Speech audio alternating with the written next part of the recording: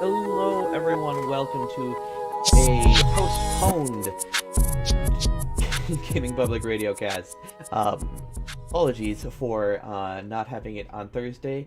Life came up and things happened, so we started going. We decided to push it back to Sunday night. So thank you so much for your patience and hopeful understanding on everything. But let's kind of hop into it. Ricky, Luke, how are you guys doing today? Pretty good. Good. Excellent. Anything fun or exciting happen with you guys this week? Not getting sick like me? Yeah. Last Wednesday, the 31st January, was my 34th birthday. Happy birthday to you. No, stop. You belong in a zoo. Oh, wait, what? I could sing the army version, but it wouldn't be appropriate for family.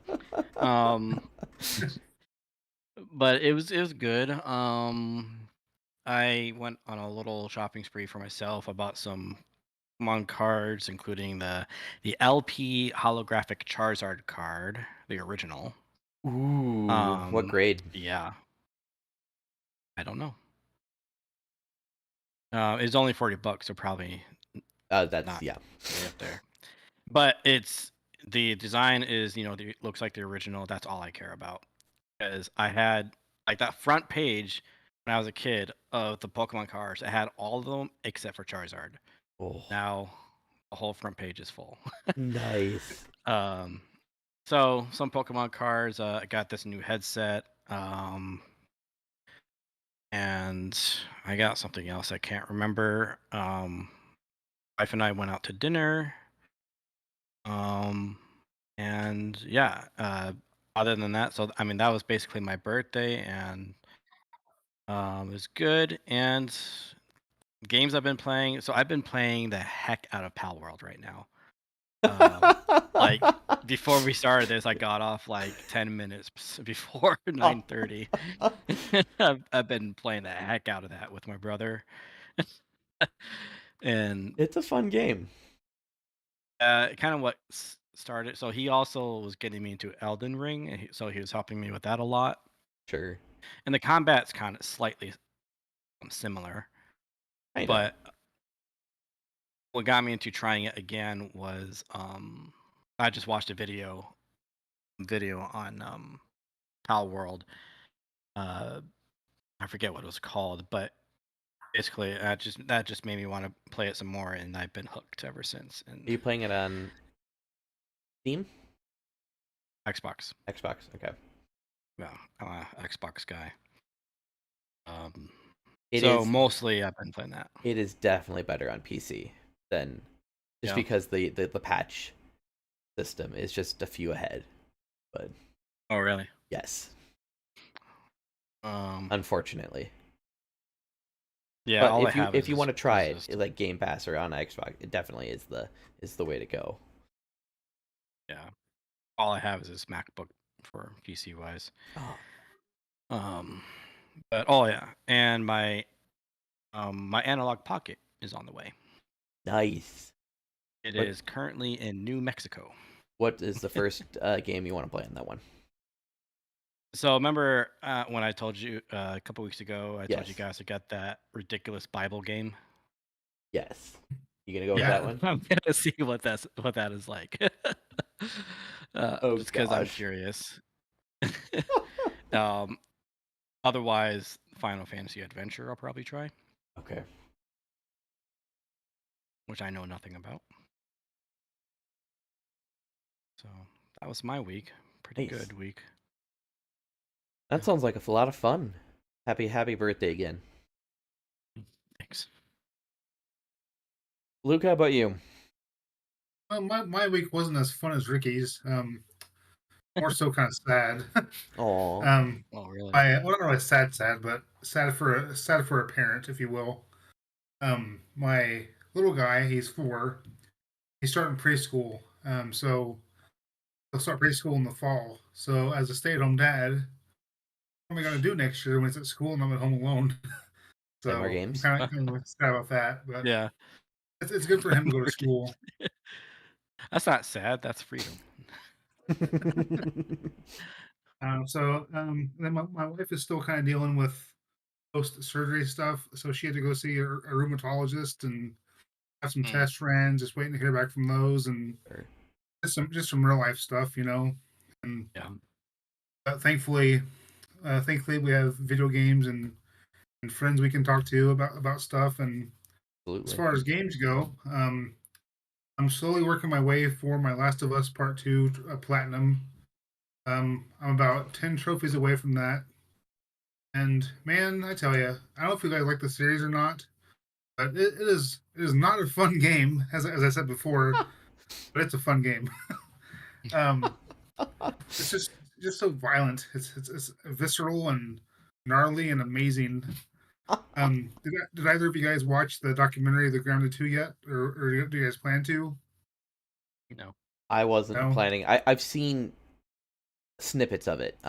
Specifically like some of the stuff dealing with Laura Bailey and the Oh, sure. abuse that she was getting as she was doing the voice of Abby. Yeah, definitely. That's really unfortunate that people in our communities, or not our community, but gaming community, take it to that point. It's really sad and honestly disappointing, but it's how people are nowadays. My point though, Naughty Dog tried to be on the cutting edge of realism and visual graphics, as you guys know. Mm-hmm. But something that they did to see how blood would spatter, they filled up like sandwich bags full of fake blood and bit into it to see how it would like roll down their face Oh and splatter gosh. on the wall. It was Oh. just so cool. It was just so cool how they recorded that, and it's really neat. Mm, And the That's last thing I've been doing is playing Suicide Squad: Kill the Justice League. That's, you know, despite what Twitter says, I'm having fun with it. Um, it's not an Arkham game for sure, but it's still fun. I don't see a lot of the nickel dime stuff like you do for other games as service games, but I'm sure so will come later at a time. But if you are interested in that, I would suggest getting it on sale. But sure. the storyline is phenomenal.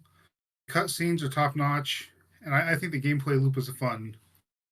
It's kind of like three or four mission types, and they keep rotating, so it's kind of repetitive that way. But I think if they can last longer than a year, I think it'll do just fine. But it's not Arkham, so if you guys are fans of Arkham, you'll be disappointed. I think. Yeah, even though it's in the So yeah, I Arkhamverse. like Arkham. yeah, so Mm. that's been my week. Cool. I I'm just glad. remembered. My T-shirt reminded me. For my birthday present to myself, I bought a remastered Link's Awakening for the Oh, Nice. Switch, cool. physical Nice. copy. It is. I enjoyed my Um, playthrough of so it. it's been pretty fun, and that was my very first Zelda game, Oh the yeah. Game Boy, and I was so young playing it that of course I sucked. Mm-hmm. And I remember always my brother had a completed file, so I would always use his file and just screw around. It's easy to Um, get lost in that one if you don't know where you're going, yes, especially yes, when you're 5, 6 years old. hmm yeah. Um, so I've been playing that and actually completing stuff, so that's been a lot of Good. fun. It's It's pretty cute. it's also different because like in the old Game Boy one, like areas you couldn't see off to the sides and you would like progress Mm. through to next areas.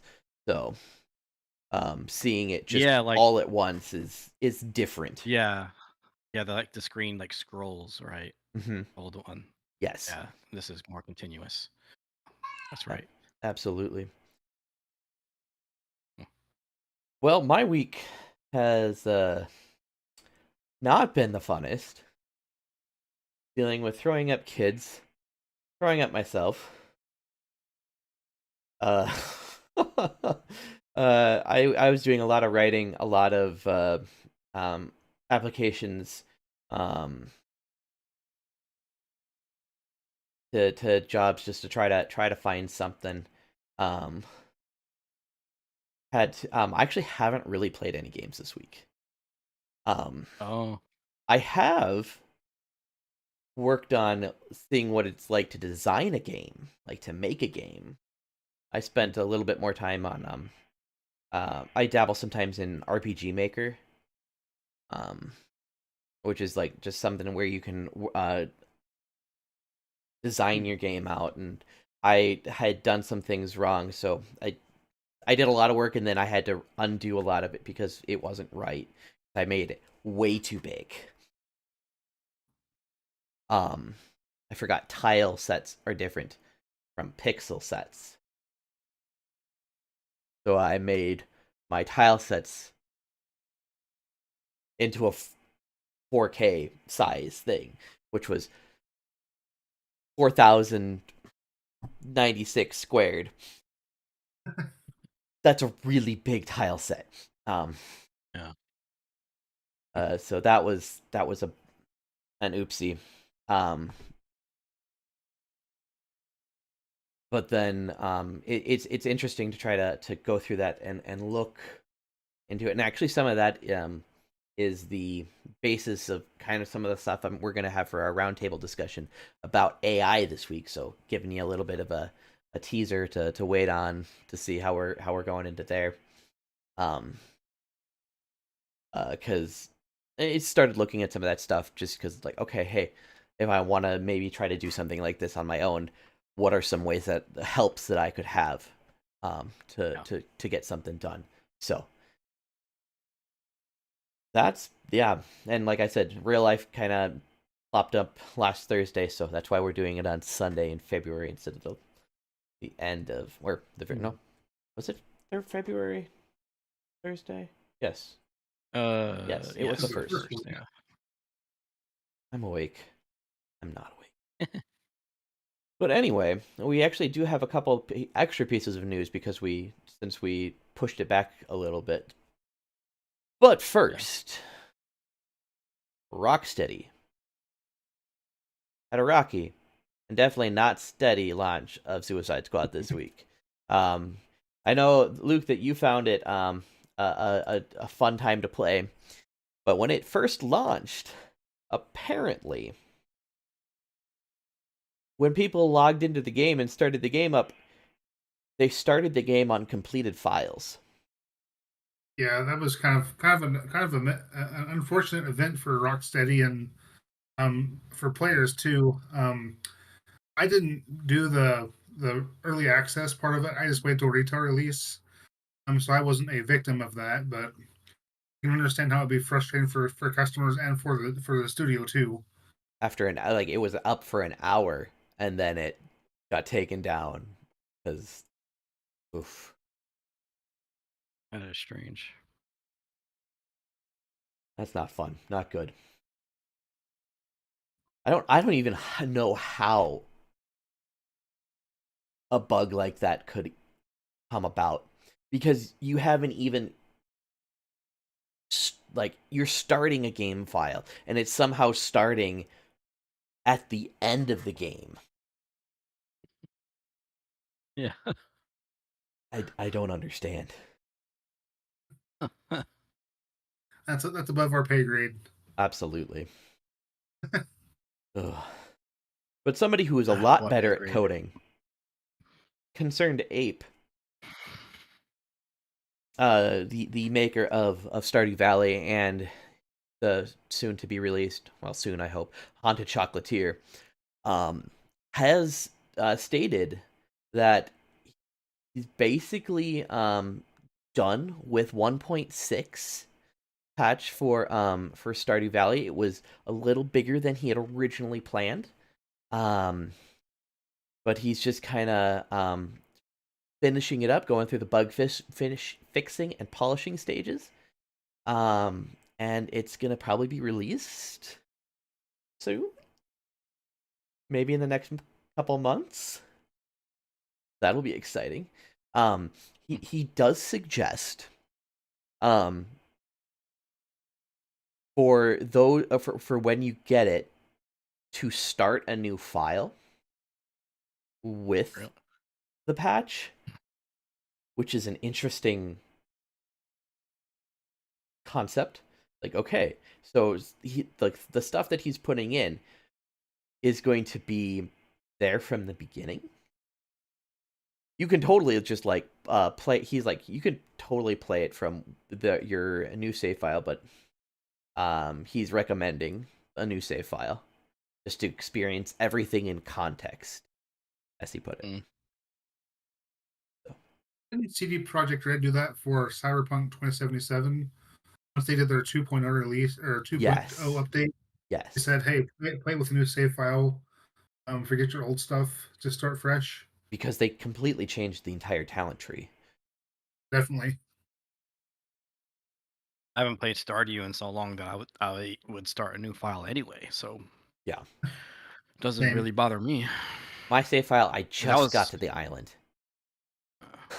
that was before it was on Xbox and before Animal Crossing came out, so it's really been a while. Wow, that has been a while. That's over 4 years. Yeah. Oof. But no, that's exciting. Let's start. I think we're all. Luke, have you played Stardew? I did. That was one of the first games I played after having my That's stroke. right. That's right. That's right. You did talk about. I enjoy Starfield. It's a very relaxing game. It's so fun. So, let's see. I have. I printed out. Here it is. It's under a whole bunch of stuff.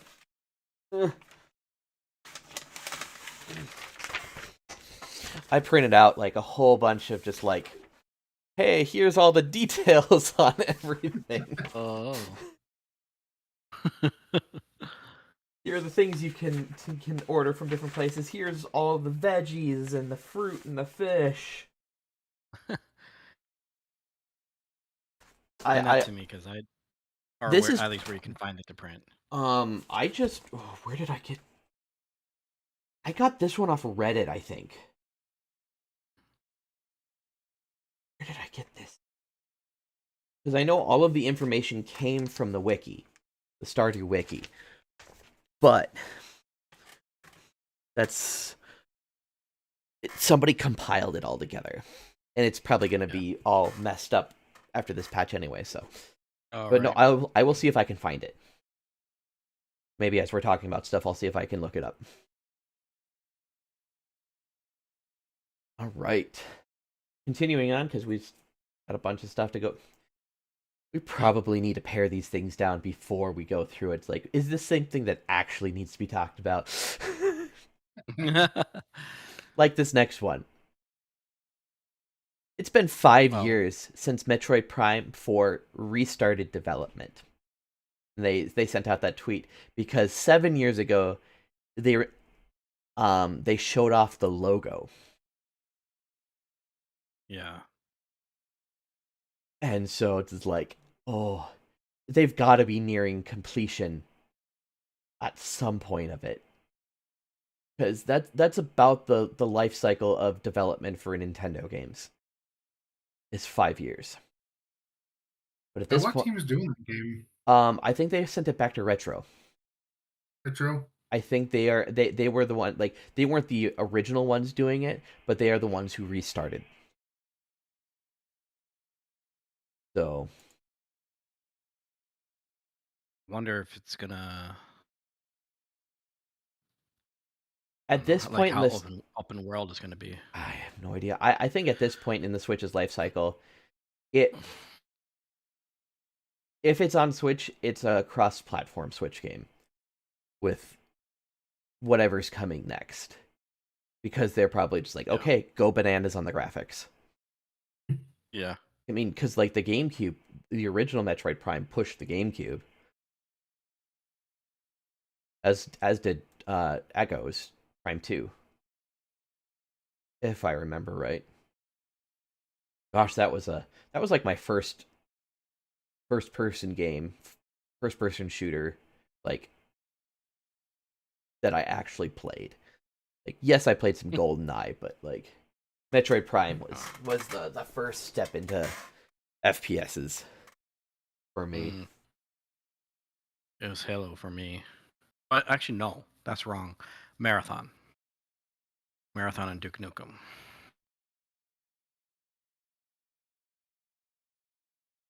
and Doom, the originals. That can play on anything. Yeah. Mostly Marathon though. Played the heck out of that. Nice. All right. The PlayStation State of Play was last Thursday or Wednesday? I want to know. I'm not a Wednesday. PlayStation guy. Luke, I think you're gonna probably be the one carrying this one because I half watched it and I looked at the extra things. I was like, if there is enough games that interest me, I will watch it. But I also had my 4-year-old running back and forth. I'm like, I don't want you seeing all of these. Yeah. No, I thought it was a pretty good showing. They of course had the Sonic Shadow Generations. My son's a Yes. huge Sonic fan, so he's like, Dad, pre-order this for me already. So I probably will soon. But so there was the Sonic Cross Shadow Generations. Looks pretty good. And they also introduced, like, not in the State of Play, I didn't put this in there, but they announced the Sonic 3 movie. And Yeah, it they reconfirmed some actors and reconfirmed the date for December 24th, I think. Jim No, Car- December something. Jim Carrey's coming back, and the logo Yeah, absolutely looks like Adventure 2. yeah. My son's really excited for that as well. So it's gonna be another year of Sonic for our family. And so there was that fun announcement, and then Kojima, man, that guy he's so intelligent and so cool, but his games are so bizarre. Yeah. They had a new trailer update for the new Death Stranding on the beach, I think it's called the subtitle. Um, but man, I can't even explain what I saw. It's just a weird trailer. More babies and Yeah, and one of the things that stood out to me was one of the characters had a marionette like on their waistband, like a puppet type thing, Mhm. and Kojima had it so the frame rate or frames per second were different than trailer, so it looked like it was out of sync. It was really bizarre, and he made a Oh, comment about that the frames and how it's supposed to mimic like a stage play. Like, how does this guy think of think of these things? He's so weird, but he's really a neat designer. that So they sounds had that, impressive. and then he at the very end he released a statement for a new espionage game, kind of surmising his entire career at Konami and now his career at Kojima Productions. So we're gonna have essentially a new Metal Gear Solid series coming from him sometime for PS5 or PS6. I think probably 2025 or 2026. And that was a pretty neat announcement. Did they say a release date for Death Stranding 2?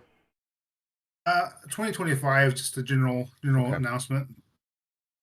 Um, and then they had the trailers for Rise of the Ronin and Dragon's Dogma 2. Rise of the Ronin is interesting to me. I really enjoyed Ghost of Tsushima, Hmm. and this looks very similar to that game. But the thing that kind of scares me is it also looks like a Souls-like game too. And so I'm kind of nervous about that one. Yeah. But they have assured and different announcements of the game that they're having difficulty settings. So hopefully I'll still be able to play that one. Otherwise, I'll just go play Ghost of Tsushima again. But there's a neat trailer showing different ways to traverse and different fighting styles, kind of like Neo and Neo 2. So it looks like a fun game. Good. And then there was Dragon's Dogma 2. Um, Never really got into the first Dragon's Dogma, but it's a fantasy RPG. It looks interesting. The graphics look great. So if you like fantasy RPGs, dark fantasy RPGs, you might enjoy Dragon's Dogma 2. Those come out on the same day, Rise of Ronin and Dragon's Dogma on March 22nd. And then the announcement I was waiting for. That's 3 games of note on that day. Yeah, right. Because Princess Um, Peach comes out that same day. that's like me this last week with Persona 3 Gosh, and Suicide Squad and Grand Lake Fantasy Blue. So I yeah. want to try Persona 3, but I need to finish Crisis Core.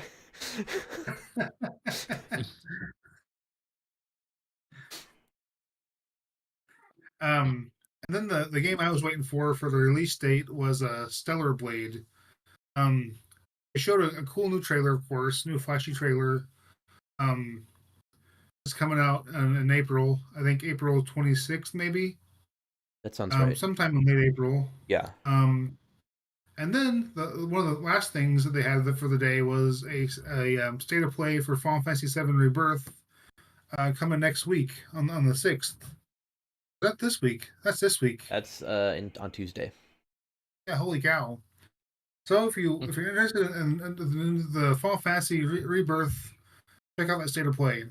I I think I want to skip that. I was gonna say I at this point they're gonna be too spoilery with different things, so watch at Yeah, your own risk if you care about yeah. spoilers. I mean, they may make some like small announcement for like an indie game or something else just to make it not all about Final Fantasy. But at this point, if you're not already sold on it, I don't know what to tell you. But so there's another state of play this next week on Final Fantasy VII Rebirth. But I think it was a pretty good state of play. I was happy with it. Good. I So I think I don't know if I've said this here or not. I know I've said it before. Sony's state of plays always seem to have just like a general color tone and visualness of just like blood, guts, and gore in a first person shooter perspective. yeah, Huh. And it's just like, okay, I understand that there are those who love this type of game. Great. Awesome. I think I'm just kind of getting sick of it. I don't know. I was that way for a long time with like third person and first person shooters. Yeah. It became too many and too frequent. When I was in college and first married, I'd play Left 4 Dead 2 Hmm. and Modern Warfare 2, just get annihilated, and so I started hating first person shooters for that reason. Ah, And they were always like brown muted colors, just weren't very pretty to look at. I understand what you're saying. like it's just more of a like an observation. It's just like they all like almost always look extremely similar until an anime game shows up. Yeah, they have the formula, a third person shooter, action adventure. It's a formula. Yeah, All their PS4 games at the end of the generation were all the same. I mean, it's honestly, true. if you look at Days Gone, The Last of Us Part Two, Mm, and Ghost of Tsushima, they were all the same game, mm, just in style. yeah. So I agree with that. They're very formulaic. If it works and it sells, why Yeah. change? Oh, one thing I forgot to talk about was Judas. That's a cool looking. Speaking of first person shooters, a first person shooter from Ken Levine. Um, if you guys are not familiar with him, he's the creator of Bioshock and Mm. System Shock. So he's pretty well known in the shooter realm. But Judas looks to be like a spiritual successor of Bioshock. So I'm pretty excited about that one as well. I'm gonna have to look No, that up. no release Well, date. So that's probably 2025, I would guess as well. I don't play PlayStations. Doesn't matter. Sorry.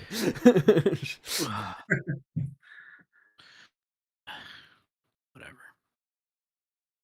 Yeah, that was a state of play. It was pretty good. Sure. Okay. They have two or three like that, more like that this year. They'll have an excellent 2025. Absolutely. So Xbox had one 2 weeks ago. PlayStation had one last week. you think Nintendo will keep it going this week, or do you think they're going to skip a week or two? Maybe March. They've had one in February. I think February or March they tend to do them. Yes, right? in the past like 5 to 8 years, I think, except for 2020, they have had a direct in February. Yeah. It's still Consistently. early February, so and they never announced it beforehand. They're like, oh, It's we're like the having it. day before. Yeah. Yeah. Like, okay, let me They don't need to like have any longer of an announcement. Yeah. Yeah. They really don't. I do think that they'll probably have a direct before they have anything specific about a next gen system, because again, we only know games up through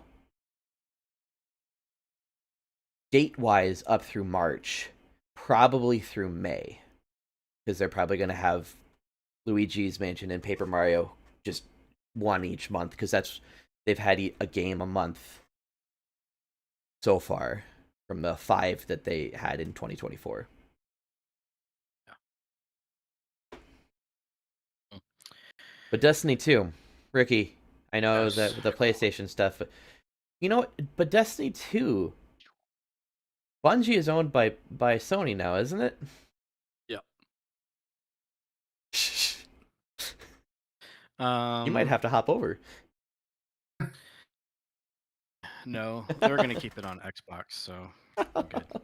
I don't like the PlayStation controller. I don't find it very ergonomic. Sure.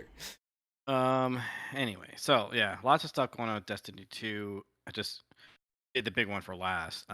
So just going in order of my notes. Sure. The first thing I noticed or saw last week was, well, they're currently working on the Marathon FPS extraction shooter. Yes. It's nothing like the original Marathon, which is stupid. Um, but they're also apparently working on a new IP called Project Gummy Bears, which is a PvP team-based competitive action game. To me, this sounds kind of stupid. That sounds like Overwatch. No, that's Hero PvP. Yeah, I don't know. And give any information, just so new IP. Project Gummy Bears. Who knows what it'll actually be called? But to me, I'm just like, I'm sick of developers focusing on competitive gaming. I know it's a huge market out there, but just like more games like Borderlands that are excellent for both single and cooperative play.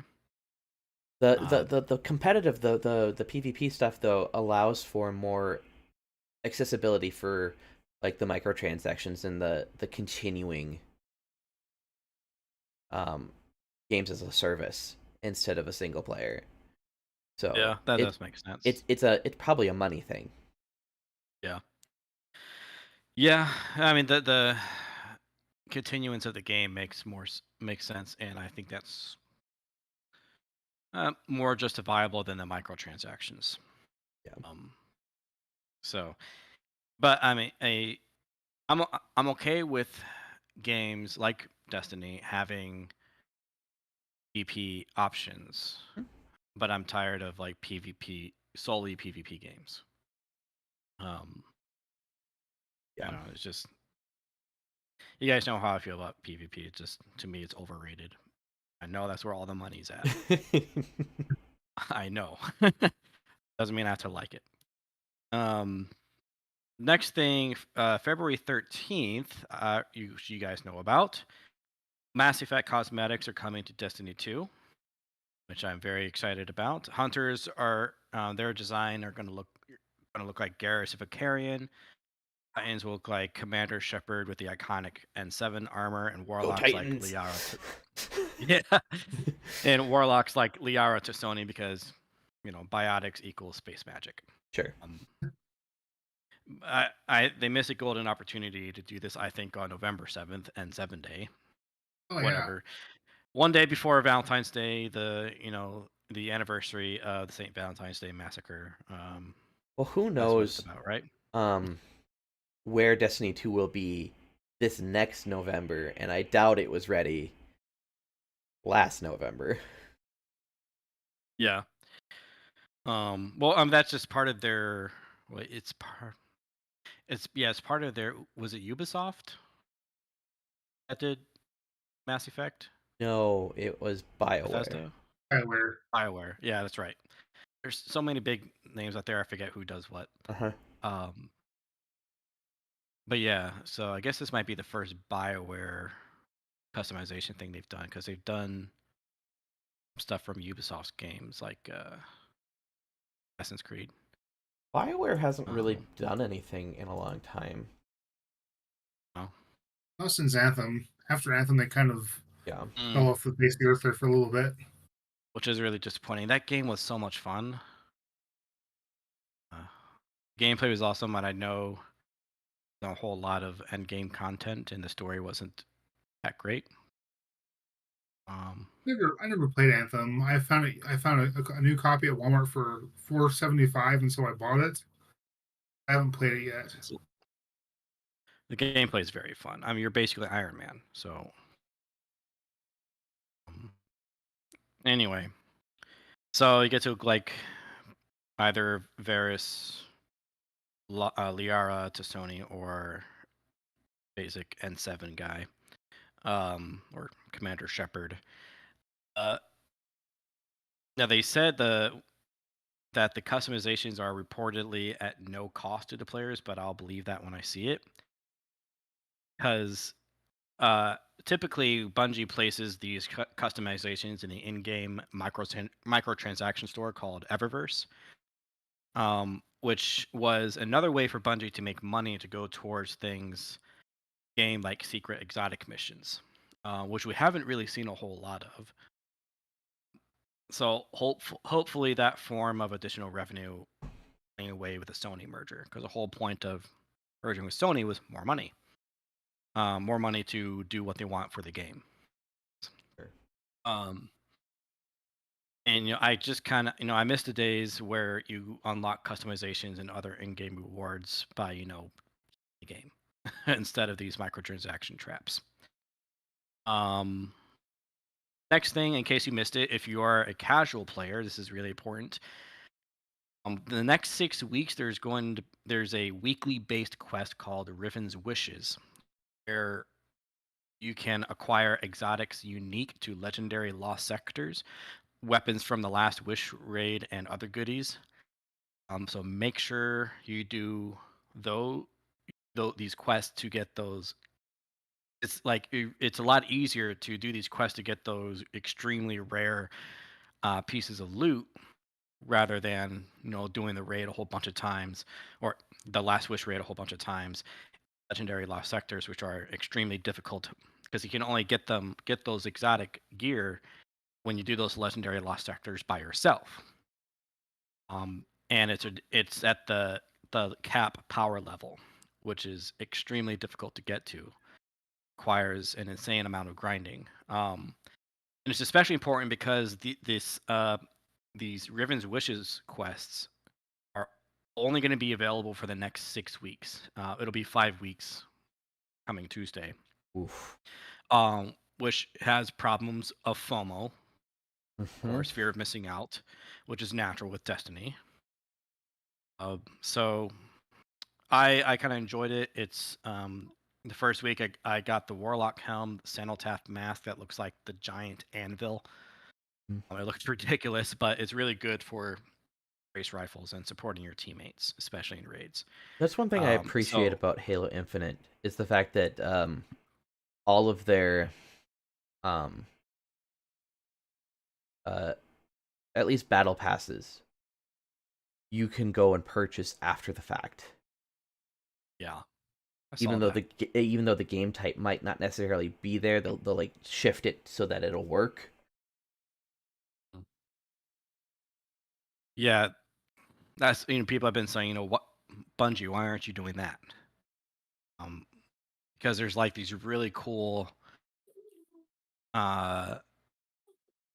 pieces of gear that you can only get in the actual season, and you can't get them after that. So yeah, if Destiny, I don't know, FOMO is going to go away with the final shape or into the next saga of Destiny, whatever that's going to be. But probably not. Probably not. But there are a lot of changes. It's a good segue. There are a lot of changes being made. The most significant of which is a few days ago, Joe Blackburn, game director, Bungie, is leaving this month. This month, because this month is, I forget what they call it, but basically like one of the testing phases for the final shape. And after that's finished, he's basically leaving Bungie, which is huge. As if you know anything about Bungie, not just Destiny, but Bungie period, Joe Blackburn has been there for a long time, and he's basically been the face of Destiny 2 for a long time.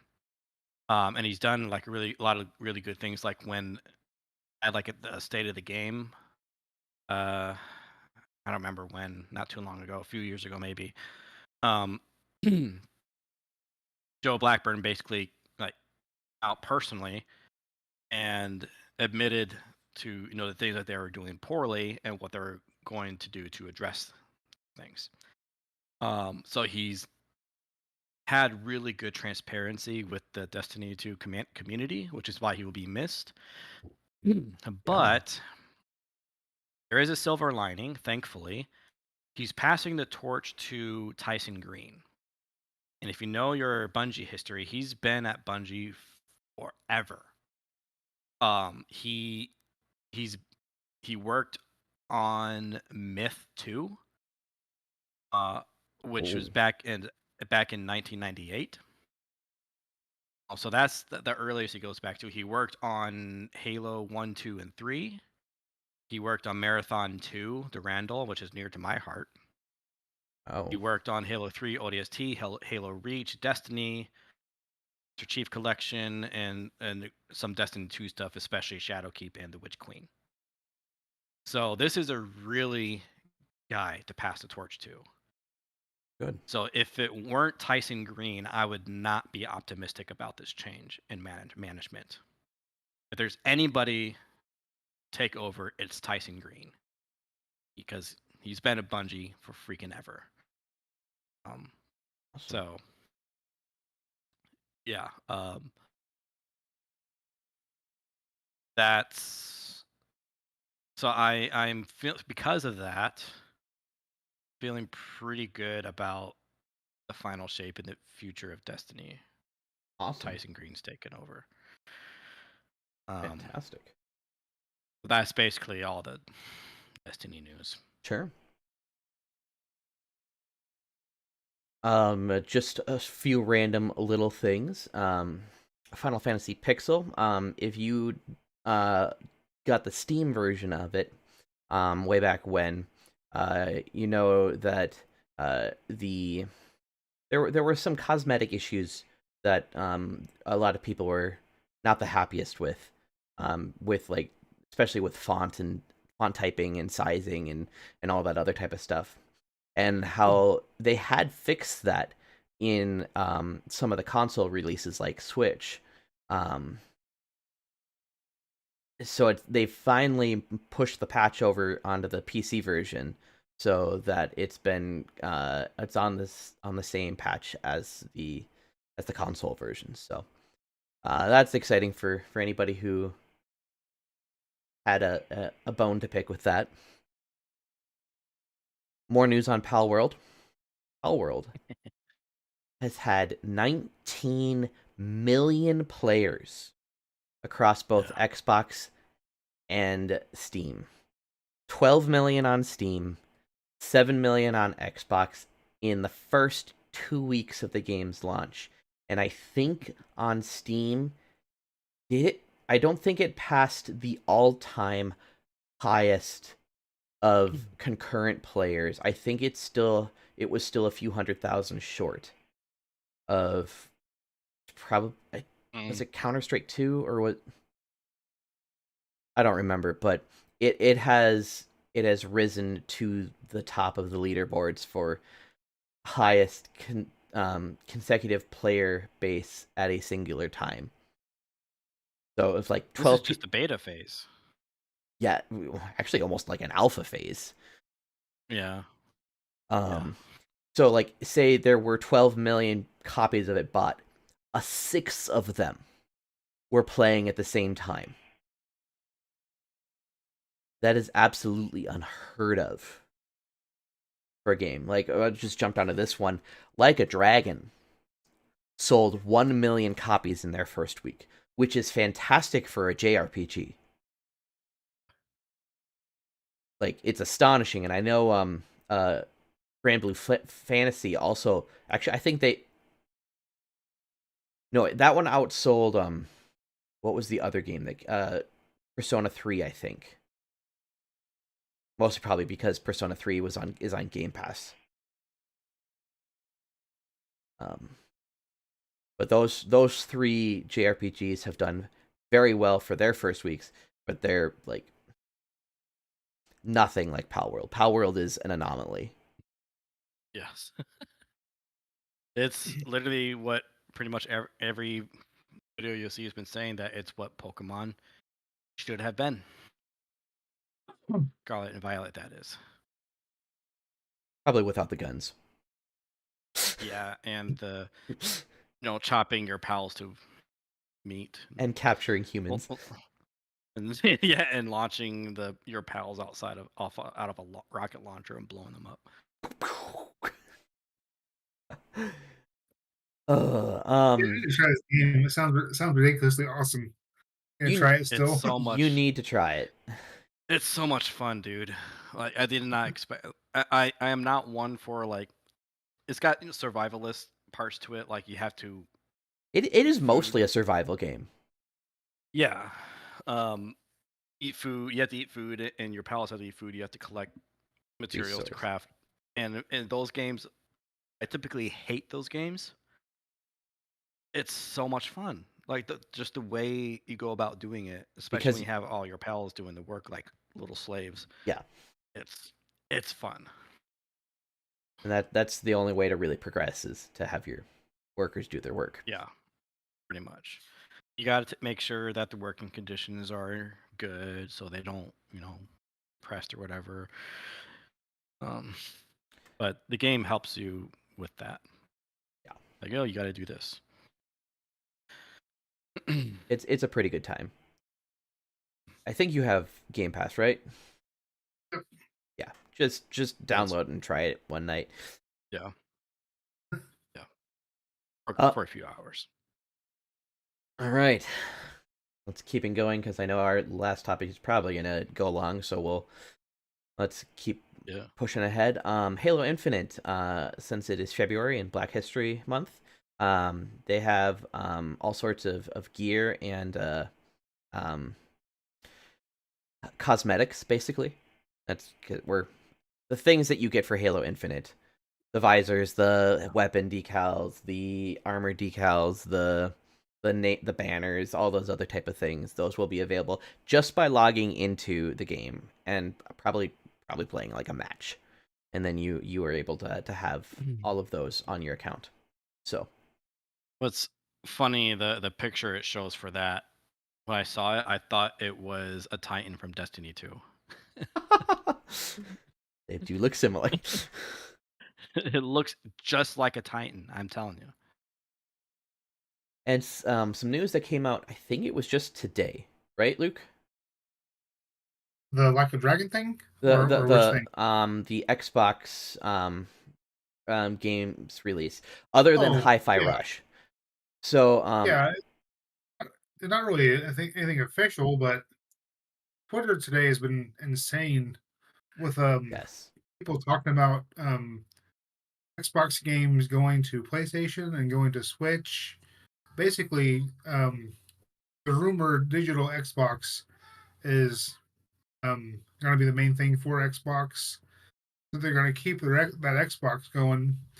They're basically going third party now, from what the rumors have said. Well, I like with the digital thing. I think I saw a discourse going on that they pulled all of the physical copies of Starfield out of the stores. I haven't verified that, I but haven't either. Keep forgetting to look when I'm at Walmart. I'm going to. I saw something about that on Reddit or Twitter Uh huh. where they allegedly marked it down to like 3 cents or something, um, and marked them all down and threw them away. And I used to work for Walmart as an assistant manager, so I typically would do that when the games weren't selling all that well, and the store wanted credit for those games. So then a vendor would come in and collect the overstock and send it back to whomever whoever owned merchandise. So that part probably did happen, but I don't know if it's for the reason why people are saying it is on Twitter. Yeah. That seems kind of extreme to me, but Twitter is Twitter. Yeah. Yeah. So allegedly, Hi-Fi Rush, Starfield, Indiana Jones, they're all going multi-plat. We'll see how that happens because nothing has been officially announced from Phil Spencer or from Sarah Bond. This is all people just complaining to complain and without actually seeing any actual data or press releases. So who Yes. knows if it's real or not? I think the original source of like at least with Hi-Fi Rush, specifically, was a fairly well respected journalist. Tom Warren, he Yes. writes he writes for an Xbox centered magazine, like Jez Corden and a few of those guys do. Mm-hmm. But he what he did was he had someone data mined Hi-Fi Rush merchandise and Nintendo Red and PlayStation Blue. That's kind of how he determined that these games were coming to the PlayStation and Nintendo Switch by a data mine. Gotcha. Um, but when you're a game developer, your initial business plan is developed for all platforms. So this could have been years in the making before Microsoft had the Bethesda contract. I mean, it may be there, but is it still part of the business plan? Who knows? Well, I know at the Hi-Fi Rush one at least also there was copyright um in Australia that went through. So that was kind of what initially started the buzz because it was put forward for Switch and PS4. But like if they're going third party or like trying to get their games on other platforms, absolutely because like we were talking about before, Minecraft, the most amount of players that are um playing the game are not on Xbox. They're not on PC. They're not on PlayStation. They're on Nintendo, on the Switch. And so they're probably trying to push their games towards where they're going to get more money because the install base for the Xbox is not as high as it could or should be. I almost wonder if that isn't because of Game Pass because you can also just get it on PC, the Game Pass Ultimate. Why buy another $500 system when you could buy one that is kind of has a lot more single player narratives where um, exclusives, then get a subscription to Game Pass Ultimate, play it on your PC, and then have a Switch on the side. I have a Series X and I have Game Pass, and I really like Game Pass because you have the ability to choose games to play that you want to play. But I also kind of feel like it's a bad thing for the industry because of what we see what's potentially happening now with them going third party. It didn't. Their sales model hasn't worked, allegedly, of course. I mean, now they've bought all these companies, So they're firing people. So what's going to happen to um, Microsoft Games now if they go third party? I mean, it's kind of depressing, I think. Yeah.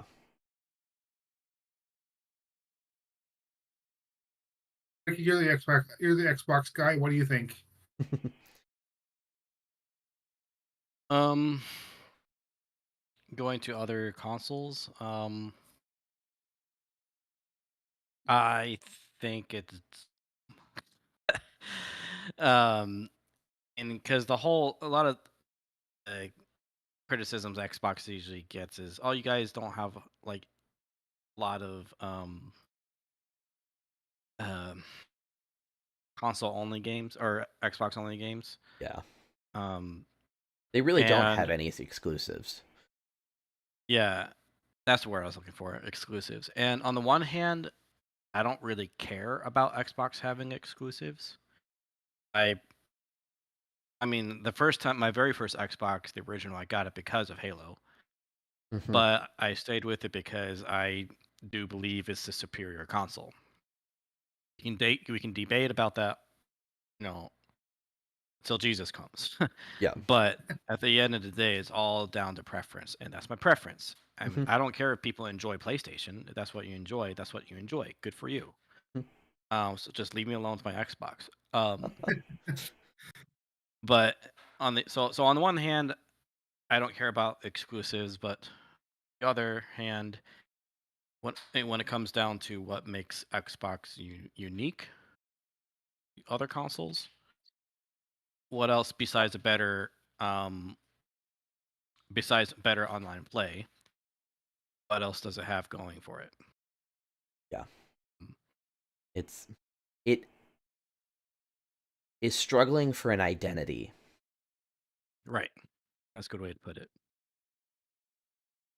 I mean, even back in the day, when like just looking at mascots, who is a mascot of Xbox? The X. Master Chief, maybe at this point. Oh yeah.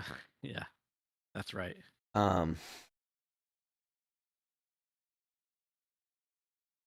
yes, they're going towards where the money is, but at the same time, too, then it's like, okay, then there is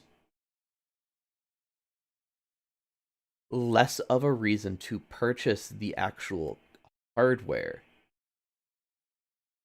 Mhm. if it's everywhere else. Like Nintendo is criticized up one side down the other for the fact that they do not publish their games on any other platform, Yeah. but they have a more inexpensive console. Mm. They have like the majority of their popular games are their own. Yeah. And like looking at sales data, looking at all at just like the money end of it, they are one of the ones who are doing the best. Yeah. Yeah. Then when you look at PlayStation, they fight like tooth and nail to keep stuff off other platforms. I get Mm-hmm. it took years for MLB The Show to be on Switch and Xbox. Yeah. That's a the MLB is a major brand for worldwide. I'm surprised it didn't happen earlier than last year. Um, but the Game Pass topic, real fast. Come back to that real quick. Mm-hmm. I saw it was either Facebook or Reddit. So take it for what it's worth. Someone commented on the new Yakuza game whether or not they would buy it or not because it wasn't on Game Pass yet. And so I mean, so Game Pass is good for the consumer, but Mm-hmm. bad for Microsoft and also bad for production companies and publishers because people are buying games if they see it's automatically coming to Game Pass. Um, so and I like my Xbox. I like Game Pass. But there are some opportunities certainly. Yeah. Better controller too. Yeah. I agree with that, man. When both hands worked, I loved having the offset movement sticks. That's such a cool design, in my opinion. And the triggers are better, I think, too. So I agree with you there. I'm at this point. I think I'm still a GameCube stan. Oh yeah, that was the perfect controller. Just add another shoulder button, like just change the Yeah, stuff up there a little bit, and then yeah. the big A button, Give me and then a everything surround like you're in the middle, and then you just go very yeah. right. Yeah, it was perfect. Nothing can beat that. Oh gosh. I think we've beat that dead horse as much as it is until we actually know if it's real or not. So, finishing up just like more broad gaming news, just like with companies and everything. Blizzard has a new president now. Johanna Faris, probably. She was a um um higher up as part of Call of Duty before she became Blizzard's new president. So I saw one comment. It was really funny. It's like Blizzard spent years trying to stay back the being controlled by Activision, and as soon as they're bought out by Microsoft, they have somebody from Activision put on top of their. She supposedly has a from things that I've seen, is she has an okay track record. Um, for Blizzard games that I saw that she likes, she plays Diablo 4. So I don't know about the other properties. We'll see probably by BlizzCon this year how she's doing. Because that will probably be one of the first major appearances that she'll do if BlizzCon happens this year, which it should, because they'll have a brand new WoW expansion to Oh, talk about. So, back to the topic that's every week. More people are laid off. We've got Embracer canceling the development of Deus Ex and laying people off at Eidos Montreal. So we've got more things of that happening. It continues.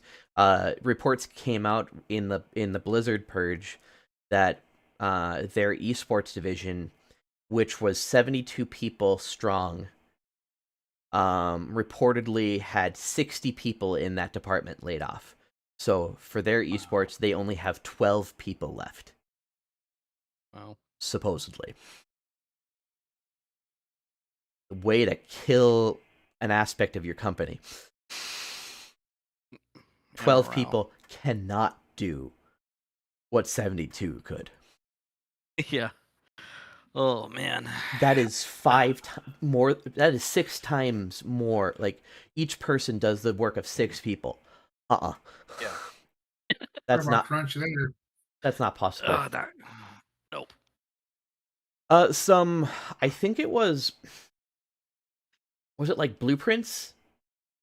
Got kind of leaked, maybe, of Yeah, it's only handheld. yeah, the PlayStation that PlayStation might be getting a new handhold with Really? 18 CUs, and I think it was 8 gigahertz. Yeah, it's what the PlayStation Portable should have been. Mm-hmm. Instead of a streaming device, it's an actual handheld device. Yes. So I think people that maybe purchased that will be upset because allegedly they'll have a new dedicated handheld, which I think is awesome. I was a big proponent of the PlayStation Vita back in the day. Mm-hmm. So I had one of I those. love handhelds. I had the PS Vita. I think I didn't like about it though is the stupid back touchscreen. Oh yeah. Yeah, And it like was gimmicky for sure. I was trying to play Borderlands on it, and like I have long fingers. Okay, I just like tap one little part when I'm holding it and accidentally throw a grenade and kill myself. Oopsie. Like I couldn't like turn that off. There's no way for me to turn that off, so I just said forget it. So the Vita was pretty cool and popular when I was in seminary. Okay, Mm-hmm. and I worked in the Well, mailroom at I that liked point. it, just not for Borderlands. And I was playing the Uncharted game. And one of the puzzles required you to use the camera on the back of it. And so I'm in the mailroom of the seminary with my Vita like this, up towards the light. And people are coming to my window to buy stamps. They're like, "What's this guy doing?" Like, well, I'm trying to solve a puzzle. So That's that's kind of great. gimmicky. That's great. I said I liked it, just not for Borderlands, man. Stupid back touchscreen, stupid. But yeah, spending $200 on a portable that can't be a dedicated handheld on its own without Wi-Fi. Yeah, there might be some people who are upset if this comes to fruition.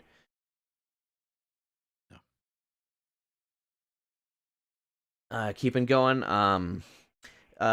Universal's new Epic Universe theme park that's getting worked on in Orlando is going to have a Super Nintendo World as one of the 5 major attractions as part of that. So, and that's going to be in a year, 2025. I think it is mostly a like a Super Mario World themed park as of right now. From the Dude, at this rate, the entire state of Florida is going to be an amusement park. Yeah, Like Disney and what are they called? Universal. Universals are just constantly building new I mean, I think like that would be a resorts better and use of parks. Florida than it is right now, but Yeah, I always, from Robert California from The Office, I always quote him that it's America's basement. It's yeah. constantly wet. Um, it's moldy, giant insects and dinosaurs. You know, Works for And, me. and Florida America's man, basement. every Florida man. Oh yeah, Florida man. All those crazies. Yeah. And then No offense if you're from Florida, viewers. all offense. Yeah, all No, offense. just kidding. And finally, our last bit of news that happened is that Square Enix is absorbing RPG Factory. They created I Am Setsuna, Lost Sphere, Oninaki. It's not surprising. Square is kind of the JRPG Square, Atlas, Capcom's kinda sometimes, but not really. And if Konami ever kind of gets their rear in gear, but those are kind of like the main ones. So Square buying up an RPG company, it makes sense because I think they worked together a lot too. So hopefully they don't fire people. Actually, no. Yeah. That would actually be more difficult because Japan has laws dealing with that. You cannot take over a company and gut it. That goes against like the laws that Japan has in place. We need Oh, those aren't laws. much of Square Enix owned by Embracer now though. Um, I think their own quite a few of their properties now are owned by Embracer. Phoenix owned by Embracer. Um,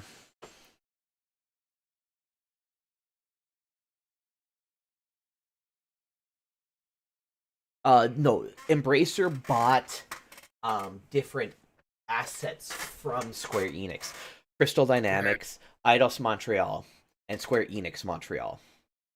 Okay. That's what that happened. So Sony, or not Sony, Square sold those to Embracer, but Embracer does not.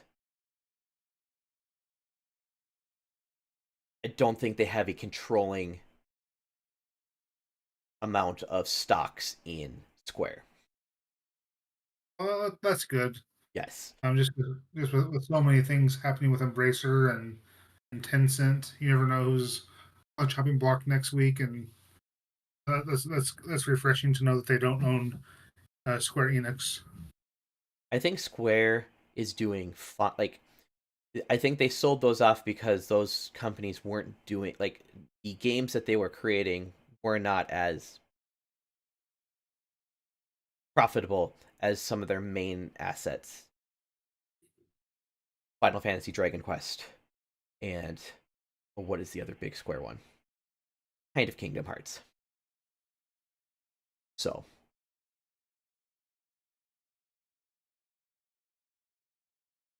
it'll be interesting to see what happens with that. Okay, so I think that does it for the news. Unless anything popped up while we were I've been looking. while we were streaming. I don't think so. So I wanted to talk this week about AI. Mostly because like it's becoming more of a topic that is going to be an aspect in the gaming world because I, just for like all of the reasons that AI exists and works. I tried typing in what is code, how do I write, what would I need for code for this particular aspect of an RPG in C++. It just wrote it for me. I could just copy and paste it. Wow. So, like, this is going to become part, like, and there are companies who are trying to sneak artwork into their games. Looking at you, Wizards of the Coast.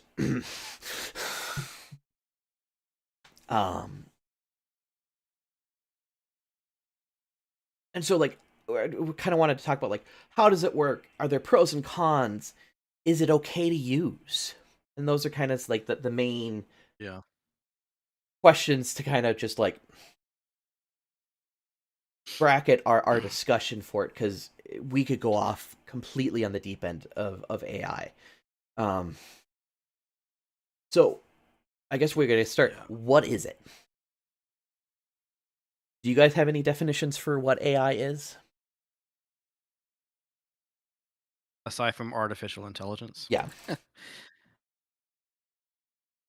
And that's really all how I've always thought of it. I mean, it's intelligence, but it's artificial, not authentic.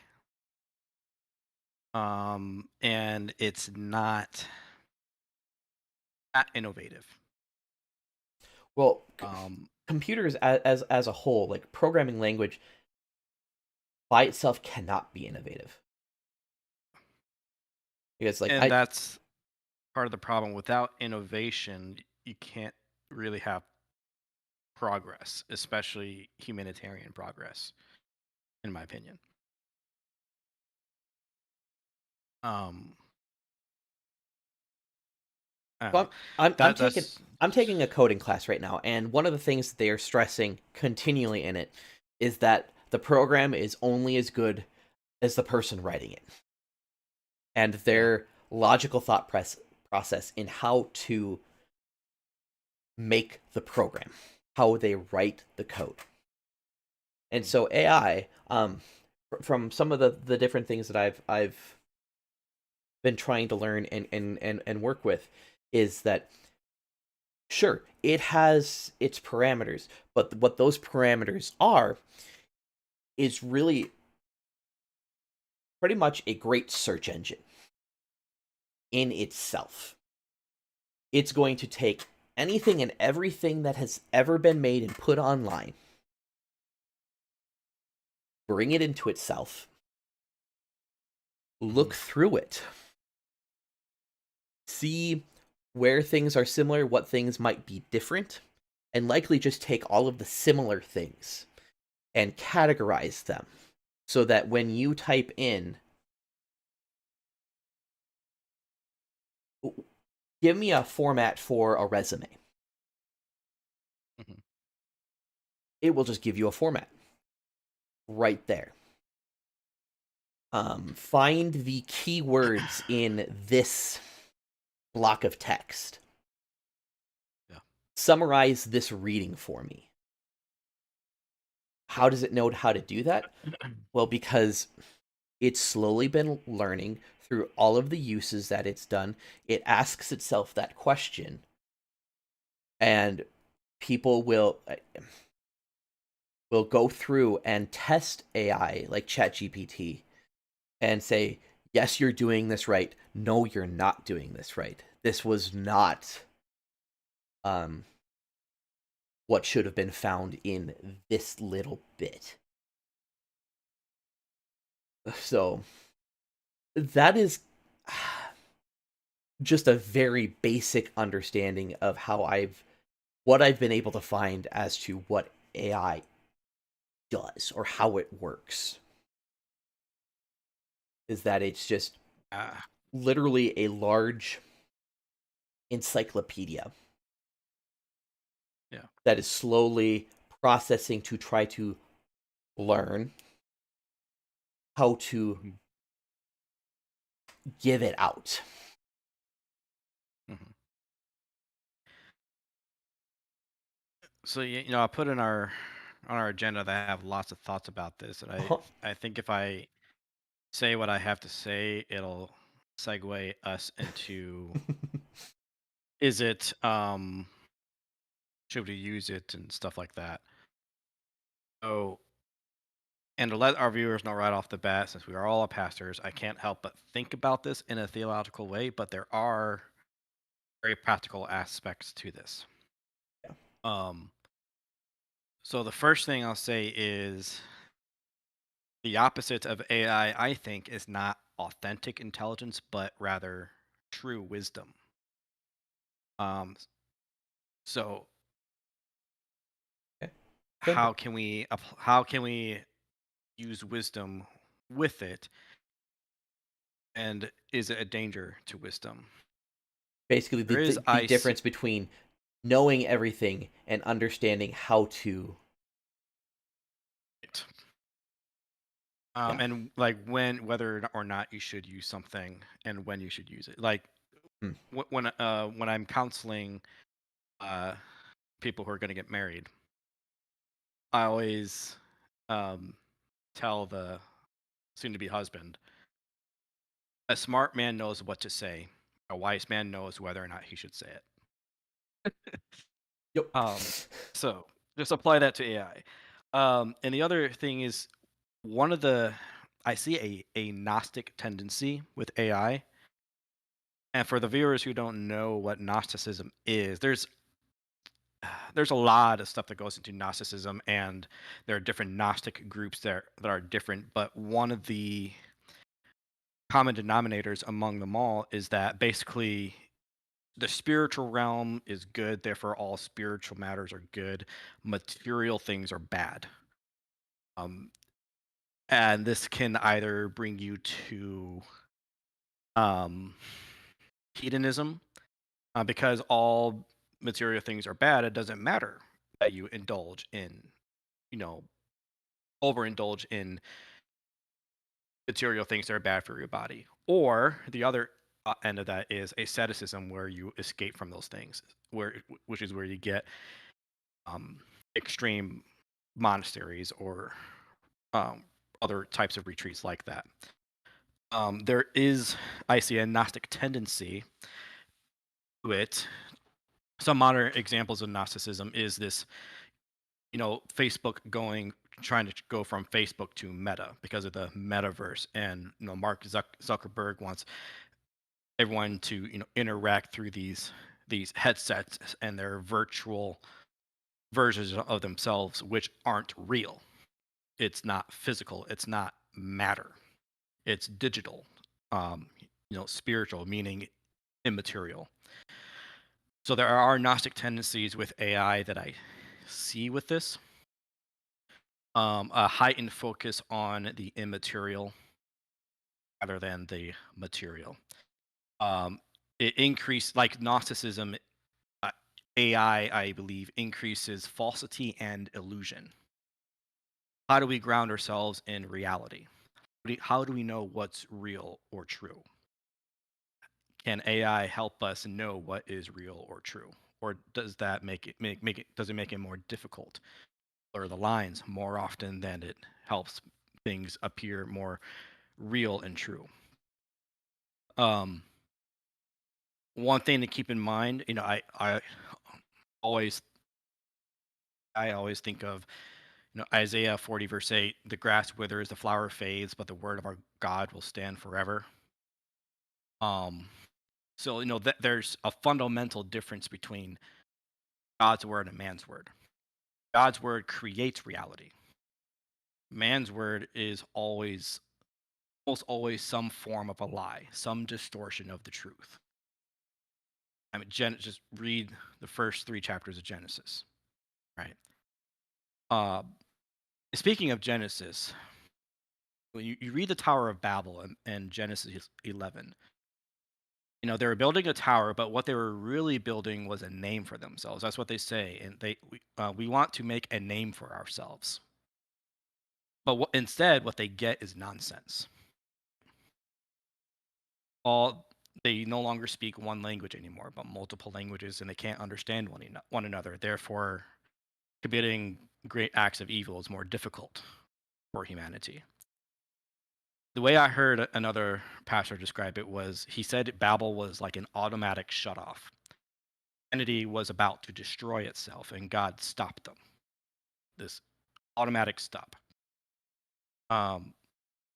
AI, I think, could potentially lead us down a path of self-destruction if we're not careful. There's a reason why most sci-fi stories and movies that have AI don't end well, or at the very least make the universe a much more dangerous place. But the world won't end until the Lord wants it to. But speaking of Chat GPT, and this gets into what you're saying about the software and even AI is what the programmer makes it. Hmm. So Chat GPT, here's the thing. So they know whoever built it, they know how they built it, but they don't know why it does what it can do. They no longer understand it anymore. Just think about that. It has started recoding itself. Right. And they no longer understand how it works and why it works. Now, contrast that with God. God knows us perfectly. A creator understands his creation. God knows us neuron by neuron. Knows the number of hairs in our head, as Jesus says. But we are creating a God we cannot understand. And I mean that literally, a God. If you go to AI.com, there's a hyphen in between each word in Church of AI. AI.com. On their homepage, they said at some point AI will have God-like powers, and that is what our ideology is based on. That's verbatim on their website. There are obvious spiritual dangers for those of you who are Christian, but here are the practical dangers. So even if you set yourself outside of it, you can choose to ignore it all you want, but it's going to affect everything. is going to be bigger than the internet, I believe. It will take jobs. It will replace artists, and other things. Truth is not in, for us Christians, truth is extremely important. We believe it's absolute, and God is the author of truth. Truth, when it comes to AI, truth is not in any way a requirement of this technology. It's about finding something that looks plausible, real. We're already used to this. We are already used to this in advertising. You know, have you ever seen a commercial? Somebody um, they're cleaning their teeth with like something like a Listerine type product, and they're like, they're swishing around and they're smiling. No, that's not real. Nobody smiles when they're washing their mouth with Listerine. It hurts. Like, I am always on the verge of tears. I'm using Listerine. So everyone knows that nobody brushes their teeth or uses the Listerine products with utter joy on their face, but we've accepted that common lie. So how, at what point, what's the AI equivalent of that? What will that look like? What does it look like already? What might it look like? And there are, I believe, potential dangers this has to education, and besides art and other things, and we can't ignore them or pretend they're not that big of a deal. However, that is not to say AI cannot be useful. Just as literally every other technological advancement has its uses in aiding humanity. This is merely another technological advancement. But at the same time, AI is unique in that it's intelligence. Humanity has never created intelligence before, aside from being another human being. No. So we need to seriously consider when it's merely assisting us with menial tasks, simple artwork. But what point do you stop using it for artwork and actually hire real people so that actual people can make a living and all the benefits it has with the economy and stuff like that. But consider when it's merely assisting us with menial tasks, labor versus replacing human functions. So if we're not careful with using AI purely for simple menial tasks, see AI leading people knowing how to think critically, how to read and write critically, let alone stunting authentic creativity. If we're not careful, AI will lead us into an age of intellectual eunuchs. That's the best way I can put it. So that That, being said, that it was does not have its uses. that was not the theological spin that I thought you were going to do. Yeah. Yeah, I was. But so yeah, so just to be clear, it does have its uses. Mhm. So let's talk about what can those uses be, and how can we use wisdom to ensure it doesn't take over, for lack of a better term. Not take over in the sense of like forming it, becoming sentient, but becoming intellectual eunuchs, as I was saying. Sure. So I guess I'll say it can be useful for. I think you in your notes you put like use like a starting video game company using it art images. Yeah. Sure. I think Fine. so you're jumping ahead of, like, because I think we gotta work towards, like, Yeah. I we gotta let's we'll get into like that those uses thing, I think, after we kind of go through it a little bit more, because I want to hear what Luke kind of has to say about it too, because I'm much more not as eloquent as Ricky was. Um, for me, I have played all the Mass Effect games, and I've seen the Terminator movies. So for me, AI can be a bad thing. Yeah. As Ricky was talking about, how it can kind of eventually be its own deity, be its own god. In turn, it'll be possibly our god, our what we worship and want to be. So I see that aspect of it as being extremely negative.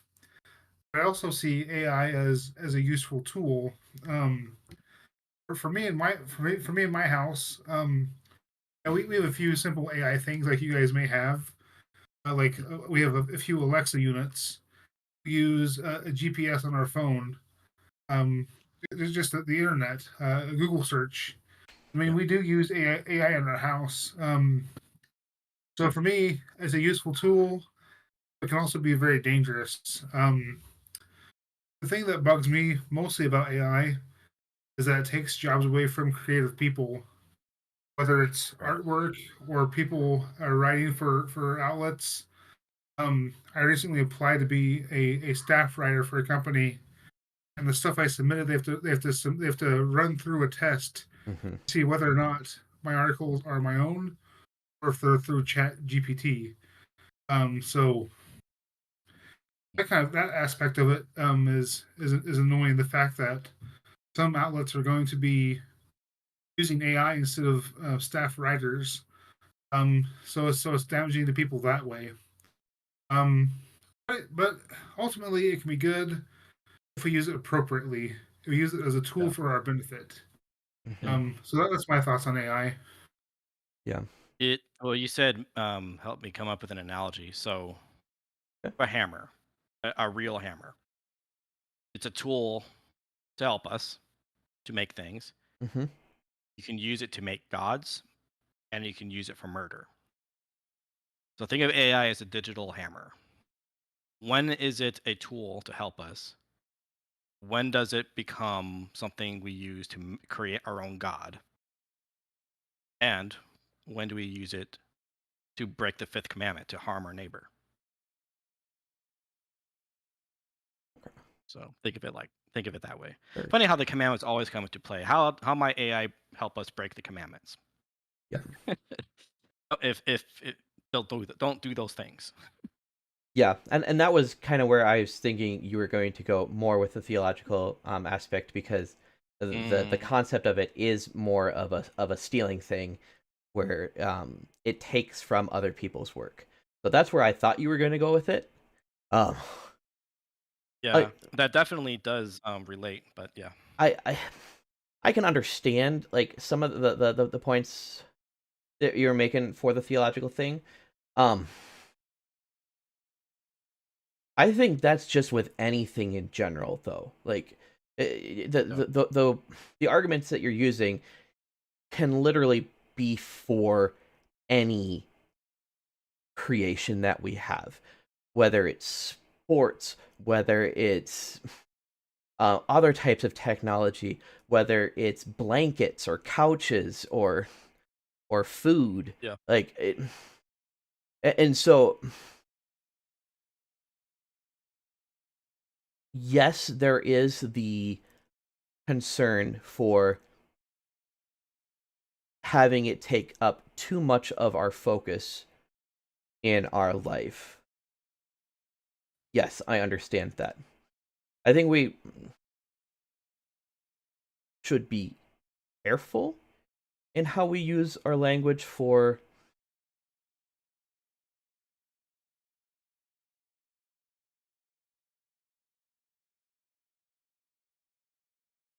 science fiction driven conspiracies, because we don't actually know how far real life AI mhm, can go. And so yeah. I like That's why I'm not too worried about it. yeah, and it's just like Like, I don't want to fearmonger people into like yeah, that it's absolutely a terrible, horrible, no good, very bad tool, because that's exactly what it is. It is a tool.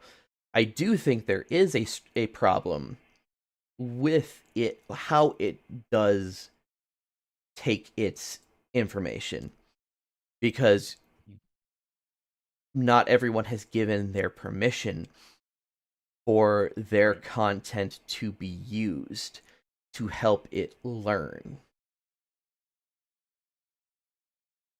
That is a real aspect of it that is happening right here and right now. It is processing through terabytes of information Yeah. at this, as even at this present moment, to begin to build itself, or to show off what, or like to be able to answer a question, even a perceived question. Mhm. Because like, I think there's the analogy of, um how long would it take for a computer to create an actual story by just putting every single combination of words together Yeah. in sequence with each other? Eventually, it could create a book, Mhm. but Oh, I've with seen examples of them creating a sermon, oh yeah, absolutely. and they're like somewhat decent. hmm It depends on what you use as your source data. Yeah. Um, so like there are vast abilities, like you guys were saying, to have it help in Yeah. instances, but at the same time too, we do have our concerns. How far will it go? Will it go to being the Matrix? I know. Probably Yeah. not. I don't um think that'll happen. I don't think AI becoming sentient and choosing to destroy humanity will be a thing either. What I am worried about is just what I had said about mhm, coming to an age where we have intellectual eunuchs. And what made me first realize that was when I was teaching confirmation a while ago, and I had the student. I told the students to choose one of the three articles of the creed mhm, and write a one-page essay why it's important to you, what it means and why it's important to you sure. personally. And one of the confirmands asked, "Can I use ChatGPT?" I Mm, said, "No. Use your brain and use the catechism." yeah. Right. Eh, What I wish I would have done was, okay, here's the assignment, ChatGPT, and then we'll talk about it in class, see what it got wrong. What it sure. got right and see what it got wrong. That's what I wish I would have done. But I was like, no, God gave you a brain and he intends that you use it. Have a source material right here in front of you called the catechism that you can use. Brain. So I, that's what first got me thinking about it. a Just this counterpoint to lazy that. way. A counterpoint to that. I like. I think that has been an argument for every technological advance, Mhm. for the transfer of knowledge. When writing and reading came into being, people were probably, oh, you're just supposed to remember it, or it's supposed to be an oral Yeah. transmission. Uh, they Yeah. probably had similar things then. Um, is it a dumbing down of people, or is it a compartmentalizing of the amount of knowledge that is literally at our fingertips? We don't need to know everything, but we need Yeah. to figure out what is important to know. Kind Yeah. of, We kind definitely kind don't of, need to know everything, but I'm all for people knowing where to find the answer Mhm. And I'd rather have somebody find it in like the Bible or the Catechism rather than AI. How many times do Because like people like search up something like, oh shoot, what is this Bible verse? And I search it in Google. Like that's yeah, I think I do that that's all the time. yeah. I Yeah, think I think that's a very that's a not necessarily a slippery slope, but it's we're already kind of doing it. yeah. Luke, you had something. And not to go off topic too much, but have you guys seen the movie Idiocracy? No. No. Oh wait, is Well, that the one where the Crocs first showed up and now people are wearing it? maybe. But Ricky, you're kind of talking about how people will be dumbed down by using the AI so much, right? Well, in this movie, first of all, I recommend you guys go watch it. Maybe Sure. tonight, sometime this week. It's just a really dumb comedy. What's it on? Um, I think I watched it on YouTube. Maybe it's called Idiocracy. Idiocracy. But anyway, it's kind of the like post-apocalyptic type setting, and people are starving to death because they don't know how to farm anymore. So they a scene from the movie they plant corn again. They don't know they're supposed to water it with water, so they water it with Mountain Dew. And Okay, I've seen I have seen bits of this on TikTok. Yes. and anyway, the smartest man in the world is an army grunt. So Yes. he's from the past time. He tells him to use water instead of Mountain Dew, and then the crops grow again, and he becomes like the secretary of agriculture for making the plants grow again. So it's dumb. I think you guys will Mhm. like it. It kind of goes with what we're talking about tonight. Yeah. Yeah, it does, and I I do and believe that the more advanced AI is, more dumbed down people will get because we're already there in the age of the internet. Myself included. Like my memory has not been as good as it has been, because of internet. Hmm. Um, so we really need everybody really needs to think about where their limit is. Um, so it's more increases if it will use AI, it will dumb us down because already happening and it has been for decades. Yeah. So we have to be careful. I'm not saying we Hmm. can't ever use AI for anything. I Yeah. use it all the time for, like you were saying, Jacob, with Google searches Hmm. all the time. It has its good uses, Yep. but we need to use our brains, think about when it's dangerous Absolutely. or potentially dangerous. Yeah. And that kind of gets into like so okay, so the uses of it that like okay, I have like okay, let's put it into specific uses cuz Yeah. it can be for anything and everything. Okay, writing papers probably not a good idea. Yeah. Um Don't do that. doing helping with searches or like to process through data that like um from a study. Okay, those might be acceptable uses of it. But then we get into kind of like the gray area. Mm. We all showed frustration with the fact of the arts. Like it is going to take away creativity of different people. Yeah. And for the general use of like especially like large corporations trying to cut Mm. out a few dollars. Bad use. But what if somebody is trying to get an inspirational idea of like how to design something or to um utilize it like okay, this is a starting point that I want assets. of like of drawn assets, but I would not have the means or the connections to an artist. Yeah.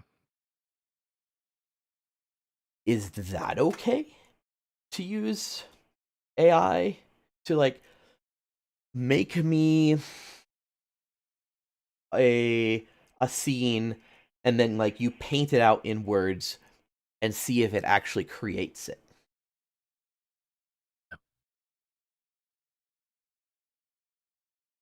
I don't know because it's taking from other things. It's still stealing. Um. It's still like, and that well, that's going to be for anything for Chappie, like because Yeah. it is like that aspect of stealing is going to be at the very basis because that's what the program is built on. Yeah. Let's use an example of an starting video game company with a dozen people, maybe less. Sure. Sure. Use AI program to help you with art. Fine. Do it. But at the same time, no human nature. The easier something is, and the more you get used to, I guess, harming your neighbor, whether directly or inadvertently, the easier it is to do. So like, The more you do it, the easier it is to do. but even after the fact that like I harmed my neighbor because I never was um interacting with them to begin with. No, I wouldn't say that's Yeah. harming. But what I'm saying is, sure, you can start that way. But at the same time, with the way human nature is, easier it is, easier something is to do, and as well as the more desensitized we Mm-hmm. become to humanity, the more likely is that we'll do it again. So the likelihood, so Uh, the I think kind of what I hear you getting at is okay, you can maybe use it. Don't always take the easy route though. You can start with the easy route because it's a handicap that you're utilizing, but don't keep your handicap. Yeah. the point of a crutch is temporary. Yes. You're supposed to get off of it, right? Don't lean on it for the rest of your life. Intentionality to grow from there to start actually utilizing a person. And this is why you need to use your brain. You need to think things through, not just do it by default without any sort of critical thinking whatsoever. And these are things that up and coming developers, up and coming people who are working not only in the gaming industry but anything, like these are questions that they're going to have to ask and Yeah. work through. And so They're if they're not already, they need to take ethics classes. Those That's what I was going classes to are say. extremely important. That's what I was going to say, Ricky. Yeah. With the video game company aspect of it, if you are using AI assets, I think it's important to make sure that you quote your sources, if you will, saying from chapter five to nine are generally using AI assets instead of taking credit for making those things yourself. hmm, Making sure you say, "Hey, this section of the game is made by AI." I think that'd be the ethically thing to do. The ethical thing to do. Um, so, transparency. like in seminary, if we plagiarize a paper, we get in trouble. And we don't pass the class. That's how it should be with developing a video game. You don't pass the test, if you will. Right. Speaking of ethics, If the viewer is, I mean, assuming you care about these sorts of things, or if you are going into the gaming industry or thinking about it, two ethical systems to think about. There's a lot out there, but I think the two major ones, at least as it relates to this, there's teleological ethics, deontological ethics. Teleological ethics is the end justifies the means. But it doesn't matter how you get to the end product. As long as the end product is accomplished, means that you got to get there are justified, even if they are unethical. And that is a very dangerous mindset. Yes, it's very dangerous because it's That's how you get dictators. Yes. Deontological ethics it's my preferred system, and it's not a purely Christian ethical system, but a lot of it agrees with Christianity. But deontological ethics basically asks the question, what is my duty? Mm-hmm. For Lutherans, we think of the table of duties. Mm-hmm. So I'll just leave that there. But what is my duty? Who do I have a duty to? So if you're making a video game, who do I have a duty to? Obviously, your audience, the gamers. Mm-hmm. But I mean, you'll get you thinking about art. What is my duty to artists? We don't have to think about specific artists. If there are specific artists then think about them. But if not, just artists in general. How important are they? Therefore, what is my duty to artists? And so on and so forth. Who do you have a duty to? Therefore, based on what your duties are to these people, how do you support them? How do you serve them? How do you help them? Deontological ethics. I think that's a good way to, and a good thing to kind of end it on, because that probably summarizes like the idea of what we're trying to of kind of, I think, where we're all kind of, our mentality is for usage of it in whatever. I guess I'm kind of speaking for you, Luke. I don't know. You kind of looked like you were in agreement. But also, we've been going for almost 2 hours. Yeah. I knew we were going to, because as soon as I saw that round table, I was like, this is going to be a long one, especially Oh, yeah. my pedantic thoughts on it. Absolutely. No, and it's just, yep. And it's important to revisit. So maybe someday we'll come back to it and see how things are going after we've seen how things have worked. At this point, I'm pretty sure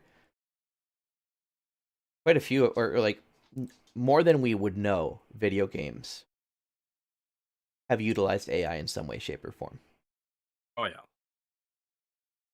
Yeah. And so, if I were totally against AI, I wouldn't be playing video games. So you wouldn't be doing anything at this point. Yeah, pretty much. Technology. I'd either be I wouldn't be a Mennonite because I use some technology. I'd be a other one. Amish. I'd be Amish. I've got a few of those around here if you want to go and join us. Nah, I'm good. All right. Well, I think that's good, and we will definitely not have nearly as heavy a topic next week. Yeah, it'll be fun. We're gonna work ourselves ready for Valentine's Day, so, or Single Awareness Day, if that's your cup of tea, or the anniversary of the St. Valentine's Day Massacre in 1929. Massacre. Yeah, that wasn't good. If you're dark-minded like I am. Womp womp.